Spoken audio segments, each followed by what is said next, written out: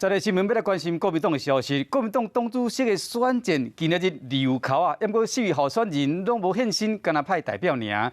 最后，这个由江启臣的代表留到1号签王啊，党主席的选战已经算开始啊。啊，这个前国民党的党管会主席刘泰英就认为讲，国民党即马是失去民心，啊那2024年总统的大选啊想要赢，就干那一步，就是要杀新北市长侯友宜，甲台北市长郭文哲合作，这是唯一会使赢民进党的机会。啊，那发言人王玉敏是无继续回应，伊讲尊重各界评论。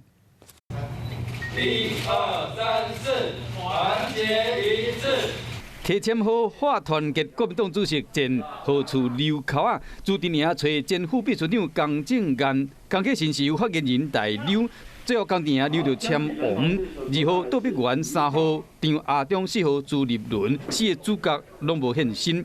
依照党内党员的民调，朱立伦以7比3的支持度领先。因为另外一份网络媒体做的上新的民调，却是由江启臣以4成的支持度领先大家。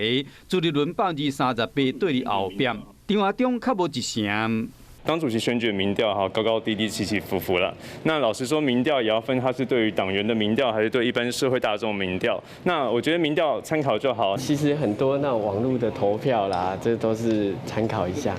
朱立伦、江启臣拢话讲要做造王者，前后发出要找2024上强的总统参选人。不过前国民党党管会主席刘泰英认为讲，国民党即马失民心。2024年总统大选，若是国民党推出新北市长侯友宜，再搁甲台北市长郭文哲合作，这是唯一会使赢民进党的机会。对于2024，就是各自都会有来自各自的观察跟评论，那这个我们就尊重个别对于时事看法的一些分析。敏感的话题，发言人王玉敏无加讲，因为即马应该烦恼的是党主席的选战。